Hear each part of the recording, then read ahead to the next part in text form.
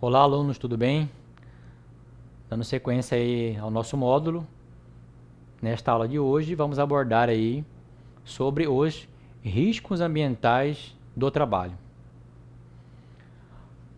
A principal norma que vocês têm que saber sobre a questão de riscos ambientais é esta que está aparecendo agora no slide, que é a Portaria Ministerial do Trabalho 25 de 94.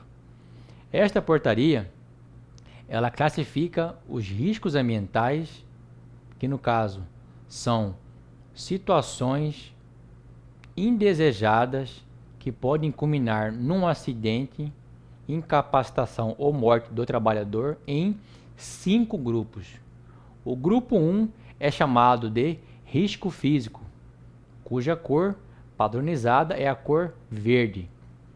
O segundo grupo é o grupo de risco químico, que tem como cor a vermelha.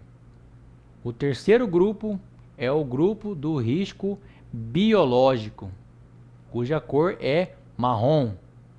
O quarto grupo é o risco ergonômico, que tem como cor amarela. E o último grupo, que é o quinto grupo, é chamado de risco de acidente. Antigamente é chamado de risco mecânico. Os dois têm a mesma explicação, o mesmo sentido. São sinônimos, que é pintado na cor azul. Então, como vocês podem ver, são 5 grupos de riscos ambientais. Cada risco ambiental tem sua cor específica e cada grupo requer um tipo de risco individualizado: risco físico, químico, biológico, ergonômico e de acidente. Na sequência, eu vou mostrar para vocês um exemplo de aplicação de cada tipo de grupo de risco. Primeiro exemplo: aplicação do risco físico com agente chamado calor. Seria, no caso, um padeiro. Numa padaria existe o forno industrial e o fogão também. Esses dois equipamentos, eles têm como fonte o calor artificial que gera no ambiente. Este calor que se dissipa no ambiente, ele provoca em muitas situações, quando não tem boa ventilação, não tem um bom espaço dimensionado, não existe condicionador de ar que refrigera o ambiente, acaba ocasionando o risco físico calor. Segundo exemplo de risco chamado químico, nós temos aí qualquer tipo de manipulação de compostos ou substâncias químicas. Como nós temos o exemplo aí de um mecânico de oficina veicular que manipula via de regra com graxa e óleo. Esses dois tipos de materiais são classificados como químico. Então, seria a aplicação de um exemplo de risco do tipo químico. O risco biológico, ele se aplica principalmente para quem trabalha em ambientes de unidades assistenciais de saúde, que no caso são os hospitais, clínicas e consultórios. No caso, os enfermeiros padrões estão mais suscetíveis a esse tipo de agentes, que no caso são vírus, bactérias, protozoários, parasitas, que acometem a saúde humana e estão presentes em pessoas que têm enfermidades ou algum tipo de doença de transmissão por ar, por contato ou pelo ar. O exemplo de aplicação do risco ergonômico seria o digitador. A ergonomia, ela estuda a relação entre o homem, o ambiente e a máquina que o mesmo opera. Então, esse trabalhador, devido à sua postura de trabalhar sentado e tendo como máquina o computador, ele realiza vários movimentos com as suas articulações. Esses movimentos podem ocasionar as lesões por esforços repetitivos e doenças osteomusculares. Por isso, acabam culminando no risco ergonômico. E o último exemplo de aplicação seria do risco do tipo acidente. No caso, uma explosão ou incêndio, ele pode ser considerado como exemplo prático de situação de risco de acidente, quando as empresas não possuem os dispositivos de prevenção e combate a incêndio e pânico. No caso, extintores, hidrantes, chuveiros automáticos, iluminação de emergência, placa de sensação de segurança. Então, tudo isso aí vem a oferecer a segurança necessária para que não ocorram qualquer tipo de explosão ou incêndio.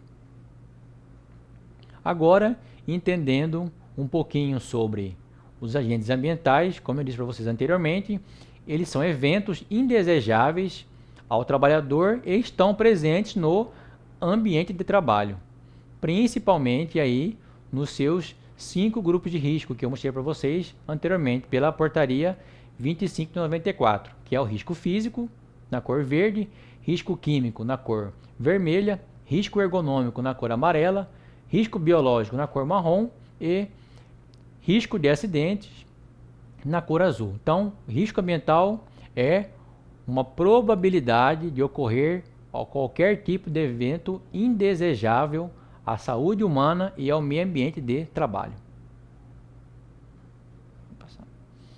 Aí nós temos os principais objetivos e finalidades da área de saúde e segurança do trabalho, no caso que como o assunto é o risco ambiental de trabalho.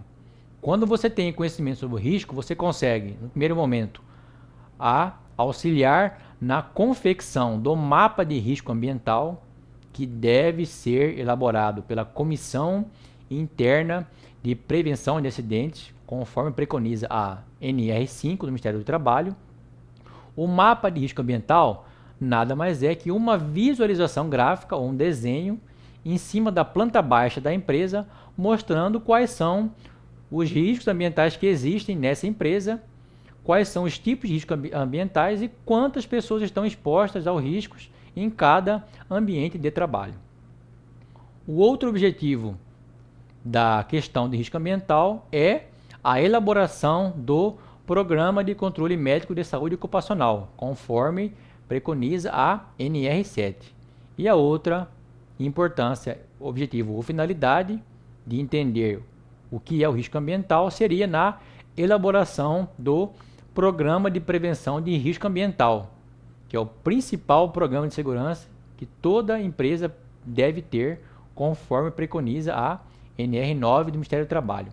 E também para que os trabalhadores que estão expostos aos riscos possam reconhecer, antecipar e até prevenir os acidentes do trabalho e riscos ambientais que existem no trabalho ou que possam vir a existir.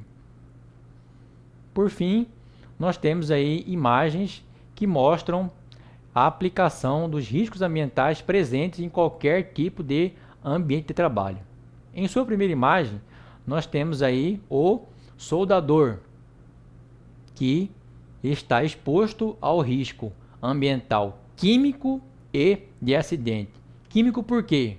Porque neste vasilhame metálico cilíndrico que possui o gás que realiza a soldagem, ele está em contato com a substância ou composto químico que pode prejudicar a sua saúde, além das fagulhas que ocorrem no processo quando o mesmo não possui equipamento de proteção individual ou até mesmo coletiva.